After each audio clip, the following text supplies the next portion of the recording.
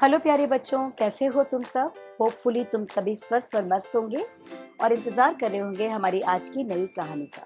तो बिना देर करे शुरू करते हैं आज की कहानी। झटपट अपनी आंखें बंद करो ताकि इस पूरी स्टोरी को एक मूवी की तरह तुम अपनी आंखों के सामने देख पाओ। हमारी आज की कहानी है एक आदमी की जो बहुत ही बुद्धिमान था और उसका एक दोस्त था जिसकी एक फैक्ट्री थी जो अच्छी चल नहीं रही थी, कुछ भी प्रॉफिट नहीं दे रही थी और वो अपनी फैक्ट्री को बेचना चाह रहा था। ये कपड़े की फैक्ट्री थी और बिना कुछ सोचे पूरन ने इस फैक्ट्री को खरीद लिया। इस फैक्ट्री को खरीदने के बाद पूरन ने अपनी मेहनत से अपनी सूझबूझ से इस फैक्ट्री को बहुत जोरदार चलाया और बहुत प्रॉफिट उसे मिल गया। कुछ ही महीनों में लाखों का प्रॉफिट ये फैक्ट्री देने लग गई और लाखों का प्रॉफिट बढ़ते बढ़ते करोड़ों तक पहुंच गया। अब पूरन के पास एक शानदार बंगला था, गाड़ी थी, नौकर चाकर थे, बगीचे बागान थे, खेत खलियान थे। वो बहुत ही अमीर बन गया था। लेकिन ये एकदम से आई अमीरी ने पूरन का दिमाग खराब कर दिया। वो बहुत ही प्राउडी, उसके अंदर बहुत प्राउड आ गया, बहुत अभिमान और अहंकार आ गया।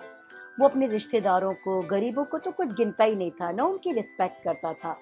ये बहुत ही बड़ा बदलाव था जो उसके अंदर आ गया। और पूरन की पत्नी अक्सर इस बात के लिए पूरन को टोका करती थी कि बदलते वक्त के साथ अपने व्यवहार को बदल लेना ये अच्छी बात है। पर पूरन तो अपनी दौलत के नशे में इतना चूर था कि वो अपनी वाइफ की बात ही नहीं सुनता था और उसे कई सारी बुरी आदतें भी लग गई। पर जैसा कि कहा है ना कि वक्त बदलते देर नहीं लगती। एक दिन अचानक इस फैक्ट्री में आग लग गई और आग लग जाने की वजह से पूरी फैक्ट्री जलकर राख हो गई। कुछ भी नहीं बचा। इतना सारा स्टॉक उस फैक्ट्री में था, वो भी सब जलकर खत्म हो गया। और जो ज़मीनें थी, मोटर बंक थे, मोटर गाड़ियाँ थी, वो भी बेचनी पड़ी क्योंकि वो सामान जो लोन था मार्केट का उसको चुकाने के लिए। अब इनके पास बस एक घर बचा था और थोड़ी बहुत सेविंग्स, जिससे जैसे-तैसे इनके खाने-पीने का सामान जुट पाता था। और इस तरह से इनके दिन एकदम से बदल गए। अक्सर पूरन यही सोचा करता था कि ऐसा क्यों हुआ मेरी ज़िंदगी में? क्यों एकदम से मेरे पास से सब कुछ चला गया? और कोई मुझे इसका आंसर दे कि ऐसा क्यों हुआ? और क्या मेरी ज़िंदगी आगे मैं फिर से कभी उठ पाऊँगा? वो इतना ज़्यादा टूट चुका था इस अचानक के हादसे से कि उसे लगता था कि वो ज़िंदगी में कभी खड़ा नहीं हो पाएगा। तभी आस-पास उसने चर्चा सुनी, कुछ सब लोग आपस में बातें कर रहे थे उस गाँव में कि एक बहुत ही माने हुए संत महात्मा आए हुए हैं और वो सभी के दुखों को दूर करते हैं। पूरन ने भी सोचा कि आज मैं जाकर उन संत महात्मा से पूछूंगा और अपने दुखों को दूर करने का उनसे उपाय पूछूंगा, क्योंकि अचानक सारी दौलत चले जाने की वजह से बिल्कुल खाक पति हो जाने के बाद पूरन की रातों की नींदें हराम हो गई थी। वो सो भी नहीं पाता था, हर वक्त उसके मन में एक अजीब सी बेचैनी रहती थी। खुशियाँ तो जैसे उससे बिल्कुल दूर चली गई थी। उसे कभी ऐसे लगता ही नहीं था कि अब थोड़ी देर के लिए भी उसके मन में थोड़ी-सी भी खुशी है। वो छोटी-सी खुशी के लिए भी तरसता रहता था। तो उसने अपनी पत्नी से कहा कि तुम भी मेरे साथ चलो और हम उस महात्मा जी के दर्शनों के लिए चलेंगे। अब चूँकि इनके पास गाड़ी तो थी नहीं, तो अब इन्होंने पैदल ही चलने की ठानी। थोड़ा-सा खाना-पीना बनाकर वाइफ़ और पूरन चल पड़े उस तरफ जहाँ पे महात्मा जी का आश्रम था। जब वो चलते जा रहे थे, तो उन्होंने देखा कि एक पेड़ के नीचे एक आदमी सोया हुआ है, वो शायद किसान था और एक छोटी-सी पोटली रखी हुई है। और जब उन्होंने देखा कि ये आदमी वहाँ सोया हुआ है और पोटली रखी हुई है, तो उन्होंने भी सोचा कि आराम के लिए वो भी यहीं रुकेंगे और थोड़ा कुछ खा-पीकर फिर आगे चलेंगे। और वो दोनों भी वहीं उस पेड़ के नीचे रुक गए। तो थोड़ी देर में उन्होंने देखा वो आदमी जागा, उसके चेहरे पर गज़ब का संतोष था, उसके रोम-रोम से खुशी झलक रही थी, उसकी आँखों में एक अलग चमक थी। उसको देखते ही पूरन के मन में ये विचार आया कि ये आदमी तो हमसे भी ज़्यादा गरीब है। मुझे नहीं लगता कि इसके पास एक ढंग का खेत भी है और ये कितना खुश है, इसके अंदर कितनी ज़्यादा खुशी है।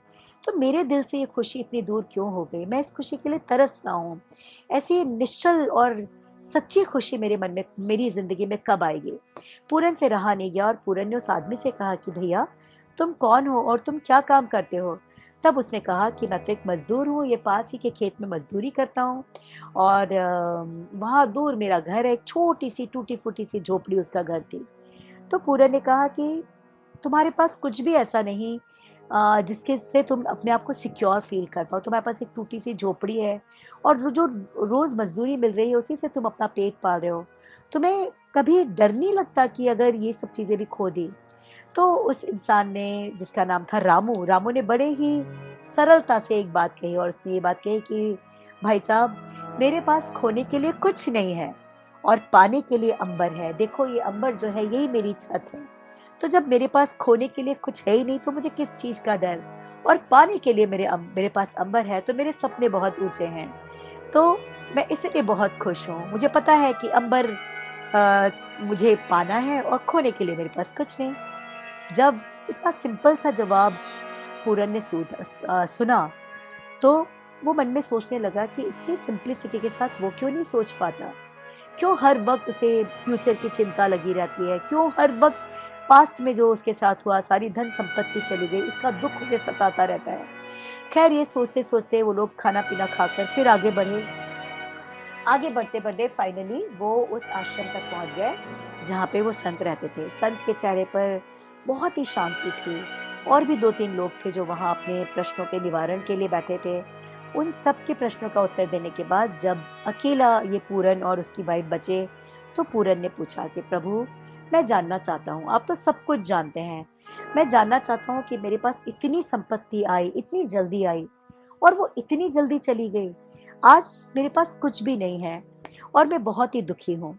संत ने बहुत मुस्कुराते हुए कहा कि चलो तुम दुखी हो तो तुम्हें अभी इसी क्षण मैं बहुत ही सुखी कर देता हूँ और तुम्हारे चेहरे पर ये दुख की रेखाएं खत्म हो जाएगी और तुम्हारे चेहरे पे एक प्यारी सी मुस्कान आ जाएगी। तो उसने कहा वो कैसे? उत्सुकता से पूछा। तो उन्होंने कहा तुम जल्दी जल्दी अपनी आंखें बंद करो और मैं तुम्हें अभी तुम्हारी खोई हुई खुशी वापस देता हूँ। तो पूरन ने और पूरन की वाइफ ने अपनी आंखें बंद कर ली और उन्होंने कहा कि तुम इमेजिन करो कि तुम्हारे पास आज जो भी है, सबसे पहले उसे इमेजिन करो कि तुम्हारे पास क्या है। तो पूरन की आंखों के सामने वो घर जो अभी उसके पास था, पूरन की आंखों के सामने वो सेविंग्स जो थी, भंडार गृह में अनाज से भरे हुए बर्तन, ये सब था उसके पास, ज्वेलरी थी, है ना, क्योंकि ज्वेलरी भी कुछ बची हुई थी जिसे बेच के वो कुछ कर सकता था, और जमीन का एक छोटा सा टुकड़ा। और उसके पास सबसे अच्छी दौलत थी वो ये कि स्वस्थ काया और उसकी प्यारी सी पत्नी जो सुख दुख में उसके साथ थी। तो गुरुजी ने कहा कि अब तुमने देख लिया कि तुम्हारे जिंदगी में क्या क्या है? तो पूरन ने जवाब दिया, हाँ मुझे बंद आंखों में सब दिखाई दे रहा है। तो गुरुजी ने कहा आप इमेजिन करो कि ये सब तुमसे छिन गया है। ये घर, ये थोड़ा-सा जो जो भी तुम्हारे पास है वो सब तुम्हारे पास से चला गया है। तुम्हारे प्यारे जो लोग हैं वो तुम्हारे से दूर चले गए हैं। तुम्हारे पास जो थोड़ी बहुत पूँजी है वो तुमसे दूर हो गई है। तुम्हारा घर, तुम्हारे पास जो भी कुछ है वो सब तुम्हारे पास चला गया है और तुम बुरी तरह से रो रहे हो। जब ये सारी चीज़ें वो विजुअलाइज़ कर रहा था पूरन, तो उसे अपनी जलती हुई फैक्ट्री का भी सीन याद आ गया और उसे विजुअलाइज़ होने लगा कि सारी चीज़ें एक-एक करके उससे दूर आ रही हैं, जा रही हैं। उसकी प्यारी पत्नी भी उससे दूर जा रही है और वो एकदम अकेला रह गया, उसके पास कुछ भी नहीं है। वो बिल्कुल खाली हाथ हो चुका है। ये सोचते ही उसके चेहरे पर चिंता की रेखाएँ आ गई और उसकी आँखों से आँसू बहने लगे। तब गुरुजी ने कहा, अब ये सोचो कि ईश्वर तुम्हारे सामने आ गए हैं और तुम ईश्वर से रिक्वेस्ट कर रहे हो कि ईश्वर तुमने मुझसे जो भी लिया वो मुझे वापस दे दो। ये मेरी पत्नी जो भी मेरे पास बचा हुआ है वो मुझे वापस दे दो। और ईश्वर तुम्हें कहते हैं कि ठीक है, मैंने तुम्हें सब कुछ वापस दिया और तुम्हें वो सारी चीज़ें वापस मिल गई। और जैसे-जैसे गुरुजी कह रहे थे, पूरन वही-वही विजुअलाइज़ करता जा रहा था और उसे वाक़ई लगा कि एक भगवान जी उसके सामने हैं और वो उनसे गिड़गिड़ा रहा है कि मेरी पत्नी, मेरा जो घर बचा हुआ था वो, और जो थोड़ा-सा कुछ सेविंग्स बची है, जो भंडार गृह में थोड़ा-सा अनाज है, छोटा-सा ज़मीन का टुकड़ा है, वो बस सब मुझे वापस कर दो। और ईश्वर ने उसे सब कुछ वापस कर दिया। और वाक़ई ये सोचते ही उसके चेहरे पे एक मुस्कान आ गई। तब गुरुजी ने कहा कि अब धीरे से अपनी आँखें खोलो। तो पूरन ने जब अपनी आँखें खोली तो उसके चेहरे पे एक मुस्कान थी। गुरुजी ने कहा, पूरन, तुमने जो चीज़ें बहुत जल्दी से कमाई, जब बहुत जल्दी में आपके पास पैसा आता है, तो इंसान उसे मैनेज नहीं कर पाता। सक्सेस उसके सिर पर सवार हो जाती है, बुरी आदतें उसे घेर लेती है, वो अपनों का रिस्पेक्ट करना भूल जाता है और जब वो ये सारी करमास करता है, तो वो सारा धन जो उसके अंदर ईगो और अहंकार लेकर आया था, उस अहंकार की वजह से वो सारा धन उसके हाथ से चला जाता है। अब तुम अपने जीवन की एक नई शुरुआत करो, पेशेंस के साथ अपना काम करो और इस चीज़ के लिए मत सोचो कि मुझे एकदम से सक्सेस मिल जाए। जो सक्सेस बहुत लंबे प्रोसेस के बाद, स्ट्रगल के बाद मिलती है, वो आपके अंदर बहुत पेशेंस लेकर आती है, बहुत सहन शक्ति लेकर आती है, आपके अंदर संयम लेकर आती है, आपके अंदर रिस्पेक्ट दूसरों के लिए लेकर आती है, आपको डाउन टू अर्थ बनाती है। तो जाओ और एक नई शुरुआत करो। ईश्वर का और मेरा आशीर्वाद तुम्हारे साथ है। और देखो, अब तुम खुश हो क्योंकि तुम्हारे पास जो भी है वो भी बहुत है। और कहते हुए गुरुजी ने उन्हें अपना आशीर्वाद दिया। आशीर्वाद लेकर दोनों अपने घर की तरफ चल पड़े, पूरन और उसकी पत्नी। लेकिन आज उनके मन में चिंता की रेखाएं नहीं थी, बल्कि एक नया सपना था। अब घर आकर दोनों सोचने लगे कि हम क्या कर सकते हैं। हमारा तो सब कुछ खत्म हो गया, हमारे पास न फैक्ट्री है, न लेबर है, न कुछ भी नहीं है, फंड्स भी नहीं है। तब उसकी पत्नी ने कहा कि हम पापड़ बनाने का बिजनेस शुरू करेंगे। और अब की पिछली बार जब हमारा बिजनेस था तो आप मजदूरों के हक का पैसा भी अपने पास रख लेते थे, लेकिन इस बार हम एक ऐसा काम शुरू करेंगे जिसमें हर किसी को अपना शेयर मिलेगा। और पापड़ के काम के लिए इस गांव में कई सारी औरतें हैं जो कि कुछ करना चाहती हैं, कुछ कमाना चाहती हैं, पर उनके पास कोई स्किल नहीं है, कोई टैलेंट नहीं है।